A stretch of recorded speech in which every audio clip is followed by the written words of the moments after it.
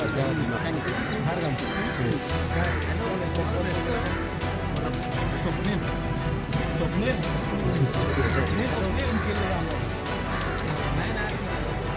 Hello hello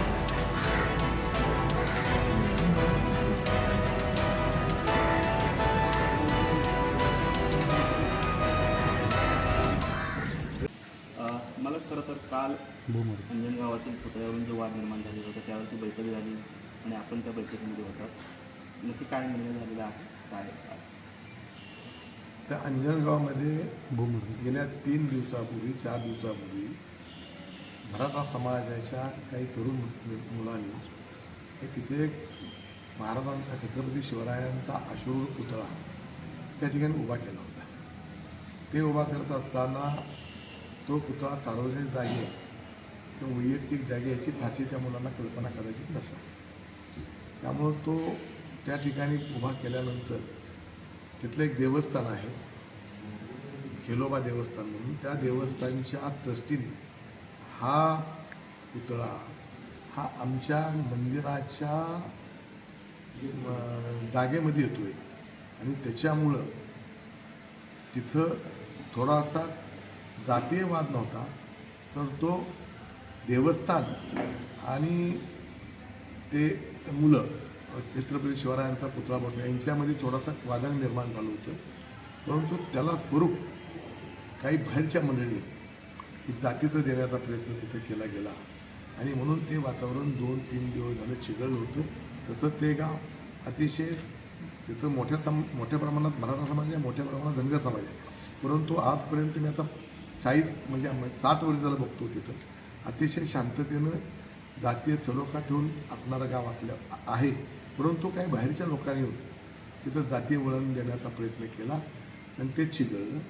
त्यानंतर ती माझ्या तालुक्यात गाव नाही, माझ्या मतदारसंघात गाव नाही, परंतु माझा त्या गावाशी नेहमी संबंध असल्यामुळं राज्याचे मुख्यमंत्री देवेंद्र फडणवीस साहेब यांनी आणि राज्याचे आमच्या जिल्ह्याचे पालकमंत्री देवाभाऊ यांनी आणि आमचे सचिनभाई कल्याण शेट्टी अक्कलकोटचे आमदार यांनी मला दूरध्वनीवरून सांगितलं की आपण थोडासा त्याच्यामध्ये सिमेंट घडवण्याचा प्रयत्न करावा, कारण ते सगळे लोक हे माझ्या नेहमी संपर्कातले आहेत, राजकारण घेत माझ्या संपर्कातले असल्यामुळं काल मला त्यांनी कशा प्रकारे तिघांनीही आदेश दिले त्याप्रमाणे मी पहिल्यांदा मराठा समाजाच्या लोकांना बोलवून घेतलं, त्यांच्याशी चर्चा केली. नंतर धनगर समाजाच्या लोकांना बोलवून घेतलं, त्यांच्याशी चर्चा केली आणि त्या चर्चेतून पहिल्या चर्चेच्या फेरीमध्ये माझ्या लक्षात आलं की यांना इथं जातीवाद करायचा नाही, यांना इथं हे प्रकरण वाढवायचं नाही आणि म्हणून करता मग दिवसभर आम्ही त्याच्यात चर्चा केली आणि चर्चेअंती असा निष्कर्ष काढला, असं ठरलं की माढा तालुका सोडून बाहेरच्या तालुक्यातील जे भूमी अभिलेखाचे अधिकारी आहेत म्हणजे मोजणी करणारे त्यांच्याकडून तात्काळता ती मोजणी करून घ्यायची आणि 814 नंबर गट हा देवस्थानचा आहे, 815 नंबर हा गट ग्रामपंचायतचा आहे. त्यामुळे 814 जर असेल तर मराठा समाजाच्या आमच्या कार्यकर्त्यांनी सांगितले की आम्ही तो ताबडतोब काढून घेतो आणि जर नसेल तर धनगर समाजाचे लोक म्हणले की तिथं ठेवायला आमची काही हरकत नाही. त्याप्रमाणे काल तातडीच्या मला वाटतं की मोहोळ आणि पंढरपूरच्या काहीतरी अधिकाऱ्यांनी तिथं मोजणी केली आणि मोजणीमध्ये हा पुतळा हा काही भागी काही अंशी हा 814 ह्या गटामध्ये येते अशा प्रकारचा निर्णय त्या अधिकाऱ्यांनी दिल्यामुळं मराठा समाजाच्या लोकांनी सांगितले की ठीक आहे तिथे येत असेल तर आम्ही आनंदानं हा पुतळा आम्ही दुसरीकडे हलवतो. त्याप्रमाणे मग माझ्या आणि पालकमंत्र्याची दूरध्वनीवरून चर्चा झाली. त्यामुळं आमच्या लोकांची इच्छा होती की पालकमंत्री यावं आणि त्यांच्यासमोर हे सगळं घडावं. म्हणून पालकमंत्री रात्री मला वाटतं 10-10:30 वाजता आले. दोन्ही समाजाचे लोक प्रमुख त्यांच्याजवळ आम्ही मोहोळमध्ये आमची बैठक झाली.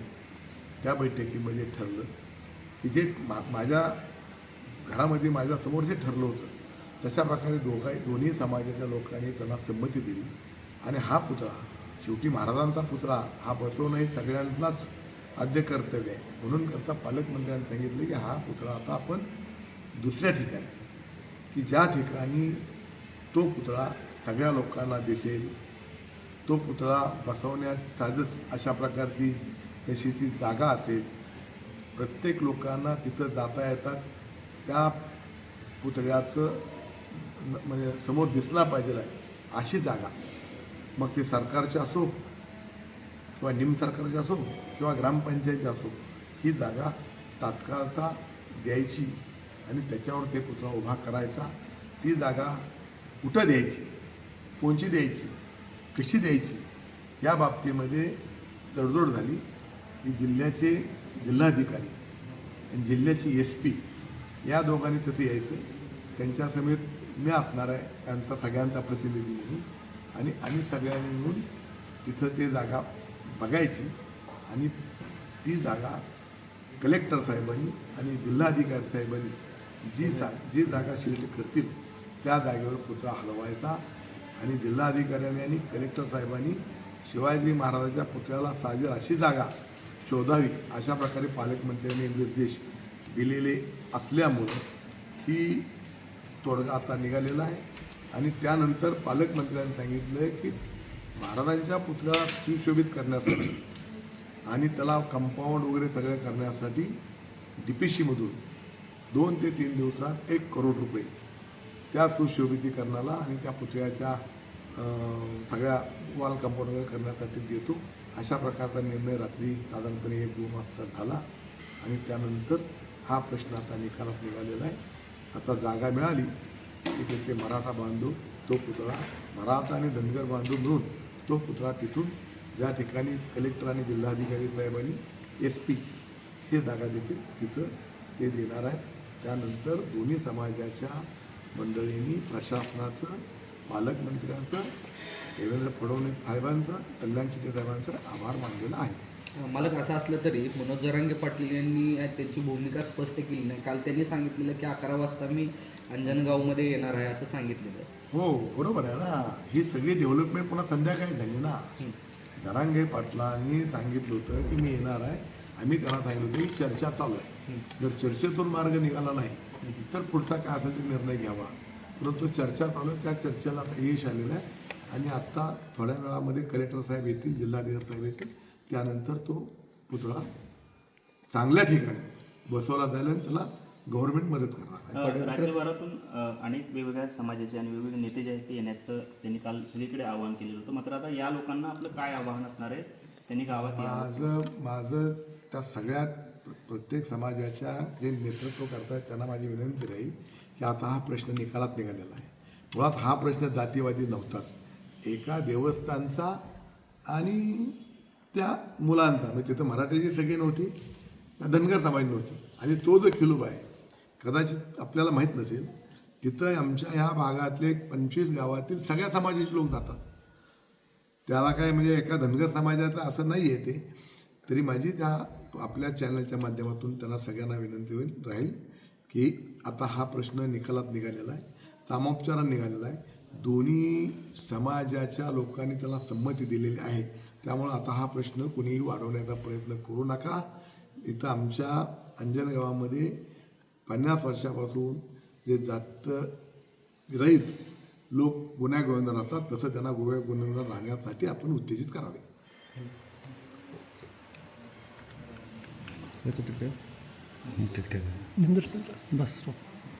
गेल्या 4 दिवसांपासून तालुक्या या गावामध्ये जे आहे अंजनगाव खिलोबा गावामध्ये मोठा तणाव निर्माण झाला होता. मात्र आता अखेर हा वाद मिटलेला आहे. काय आपली पहिली प्रतिक्रिया आहे, काय हवा? नमस्कार, जय हिंद. आज पूर्णपणे आज अंजनगावमध्ये आणि पूर्ण माढा परिसरामध्ये शांतता आहे. सगळ्यांनी सहकार्य केलं. येथील नागरिक, येथील समाज, प्रशासन, पोलीस, रेव्हेन्यू, भूमी अभिलेख, काही सुज्ञ समाजकारणी आणि राजकारणी यांनी सगळ्यांनी सहकार्य केलं. आणि त्यामुळे मागच्या 3 दिवसापासून इथे जो किंचित तणाव निर्माण झाला होता तो आज पूर्णपणे निवळलेला आहे. इथे जो वाद निर्माण झाला होता त्याच्यावर तोडगा काढण्यात आलेला आहे आणि कायद्याच्या चौकटीत बसेल अशा प्रकारे त्याचं सोल्युशन काढण्यात आलेलं आहे. यामध्ये अथकपणे माननीय पालकमंत्री आणि इतर माजी आमदार यांनी सुद्धा सहकार्य केलं. आता मला आशा आहे की येथील जनता एकोप्याने अशाच प्रकारे नांदेल आणि या गावामध्ये पुढची येणारी यात्रा आणि इतर सगळे सण एकत्रपणे साजरे होतील. मला अजून इथे सांगावं वाटतं की इथे ज्या प्रकारे काही घटकांनी बाहेरून येऊन शांतता बिघडवण्याचा प्रयत्न केला किंवा त्याच्या मागे फूस लावण्याचा प्रयत्न केला यांचा नक्कीच पोलीस खात्यामार्फत शोध घेण्यात येईल. एकूण 6 गुन्हे आम्ही इथे दाखल केलेले आहेत आणि या गुन्ह्यांमध्ये जो कोणी इन्व्हॉल्व असेल, ज्यांनी कोणी फंडिंग केलं असेल, ज्यांनी कोणी सोर्स वापरले असतील किंवा इतर जिल्ह्यातून येऊन इथे कोणाला प्रोत्साहन देऊन गुन्हे घडवून आणले असतील तर नक्कीच त्यांचाही शोध आम्ही घेऊ आणि त्याच्यासाठी आमची यंत्रणा कार्यरत झालेली आहे. आज आम्हाला इथे विविध प्रकारच्या उपाययोजना 2 दिवसापासून कराव्या लागल्या. आम्हाला बाहेरून इथून पोलीस मुख्यालय मुंबईतून पाठिंबा मिळाला, तिथून आम्हाला मनुष्यबळ पुरवण्यात आलं. कोल्हापूर रेंजमधून इतर जिल्ह्यातून आम्हाला पोलीस मनुष्यबळ आणि SRPF आणावी लागली, परंतु कोणताही इथे अनुचित प्रकार त्याच्यानंतर घडला नाही, जे सुरुवातीला थोडाफार गैरसमजुतीतून घडला. पण आता इथे पूर्णतः शांतता आहे आणि यापुढेही शांतता कायम राहील आणि इथे नागरिक सहकार्य करतील अशी मला पूर्ण आशा आहे. किती जणांवरती गुन्हे दाखल केलेत आणि काय नाही, इथे संख्येला महत्व नाही. मी सांगितलं आपल्याला की सुरुवातीला जे काही दगडफेक गेली, शासकीय मालमत्तेचं नुकसान झालं, काही कर्मचारी आमचे जखमी झाले, त्याच्यामध्ये जी काही संख्या निघेल ती आम्ही ठरवलेली आहे ऑलरेडी. जे काही नावं आहेत त्या FIR मध्ये त्याच्यामध्ये सिरियस हल्ल्याचे कलम आहेत, सरकारी मालमत्ता वाहनाचे नुकसान करण्याचे आहे आणि काही विनापरवानगी आंदोलन करण्याचे सुद्धा आहे. तर त्याच्यामध्ये व्हिडिओ आणि इतर फुटेजेस बघून आणि साक्षीदारांची जी काही माहिती आहे त्याच्याकडून आम्ही त्यांचे नाव निष्पन्न करू आणि काही नाव ऑलरेडी आमच्या पोलीस खात्याकडे तपासणी अंमलदारांकडे आलेली आहेत. सर, ज्या ठिकाणी जे रास्ता रोको करण्यात आलं, 2 दिवस ठिय्या देण्यात आला, त्यामुळे रस्त्याला अडथळा निर्माण झाला, त्या संदर्भात काही गुन्हे दाखल होणार आहेत किंवा झालेले आहेत? आम्ही तेच आपल्याला सांगितलं की विनापरवानगी आंदोलन ज्यांनी केलं ते सगळ्यांवर गुन्हे दाखल आहेत आणि उर्वरित अजून काही शिल्लक प्रक्रिया असेल स्टेशन डायरीमध्ये आम्ही नोंदी केलेल्या आहे, तर त्याचाही आम्ही मागोवा घेऊ. त्याच्यातूनही CCTV फुटेज आमचे इथचे अधिकारी आणि SP पुन्हा बघतील आणि त्याच्यात गरज असेल तर नवीन गुन्हे सुद्धा दाखल करू. खरं तर राज्यभरात हे पेव जे आहे किंवा ही जी पद्धत आहे की अचानकपणे रातोरात पुतळे आणायचे, उभं करायचे, त्यामुळे कुठेतरी समाजाची शांतता बिघडते, पोलीस प्रशासनावर मोठा ताण निर्माण होतोय.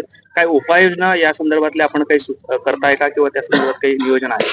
याच्यामध्ये ऑलरेडी शासनाचं एक GR आहे, त्याच्यामध्ये जिल्हास्तरीय समिती आहे, त्याच्यामध्ये डिस्ट्रिक्ट मॅजिस्ट्रेट म्हणजे कलेक्टर अध्यक्ष असतात, पोलीस अधीक्षक आणि इतर खात्यांचे अधिकारी हे सदस्य असतात. याची एक प्रक्रिया ठरलेली आहे. शासकीय किंवा खासगी जमिनीवर पुतळे कसे बसवायचे, तर त्याचे उल्लंघन करून जर होत असतील काही अनधिकृत कार्य, त्यासाठी गुन्हे दाखल केले जातात. परंतु याच्यामध्ये आणखी उच्च स्तरावर, शासकीय स्तरावर विचारविमर्श सुरू आहेत. त्याच्यानुसार आणखी पुढे याच्यात काही सुधारणा होईल तर हा शासकीय कामकाजाचा भाग आहे. परंतु गुन्हे करण्यास मी पूर्वी सांगितल्याप्रमाणे जे काही फंडिंग होत असेल किंवा फूस लावत असतील किंवा शासकीय नियमांना तोडफोड करत असतील तर त्याची वेगळी कारवाई गुन्हे दाखल करून करण्यात येणार आहे. आणि असे जे काही याच्या मागे आहेत त्यांचे काही नावं आमच्या सोलापूर जिल्हा पोलीस प्रशासनाला मिळालेले आहेत. सर, ज्यावेळेस पुतळा बसवलं त्यापासून हा सगळा वाद सुरू झालाय. पुतळा बसवणाऱ्यावरती काही गुन्हे दाखल केले जाणार आहेत? आम्ही तुम्हाला सांगितलंय की अनधिकृत पुतळ्या प्रकरणी जे गुन्हे दाखल होतात ते झालेले आहेत. सर, साधारणपणे असं पाहायला मिळतं की 20 ते 25 वयोगटातली जी मुलं आहेत, कारण आता सोलापूर जिल्ह्यामध्ये जवळपास 10 पेक्षा अधिक पुतळे जे आहेत ते बसवले गेले आहेत, तिथे हीच मुलं जे आहेत तर यांचं काही यांना काही आव्हान असणार आहे का, यांना काही आपला संदेश असणार आहे का? नक्की. मी मगाच सांगितलंय की स्थानिक गावकरी एकोपाने असतात, पण जेव्हा बाहेरून कोणत्या घटक येतात आणि ते फूस लावतात तेव्हा अशा फूस लावण्याला किंवा चिथावणीला स्थानिक तरुण वर्ग मोठ्या प्रमाणात बळी पडतो आणि नुकसान त्यांच्या भवितव्याचं होतं. मला हेच नागरिकांना आवाहन करायचं की अशा प्रकारे आपण कायद्याशी खेळू नये किंवा कोणत्याही बेकायदेशीर कृत्यात सहभागी होऊ नये. मी काल जसं या घटनेमध्ये माढा तालुक्यातल्या किंवा गावातल्या सगळ्या समुदायांशी बोललेलो आहे. सगळ्यांचे विचार चांगले आहेत, पण जेव्हा कोणी डोक्यामध्ये वेगळे विचार टाकतो तर नक्कीच काही त्याच्यात बिघाड तयार होतो आणि त्याचा परिणाम स्वतःवर गुन्हे दाखल करून घेण्यात होतो. त्यामुळे माझी विनंती आहे की आपण प्रसार माध्यमांनी सुद्धा विधायक कार्याला प्रोत्साहन द्यावे आणि जे कोणी उघडपणे प्रसिद्धी माध्यमावर शिवीगाळ करतात कृपया त्याचं प्रसारण आपण करू नये. आपल्याला विनंती आहे आणि सगळ्या नागरिकांना विनंती आहे. धन्यवाद. जय हिंद.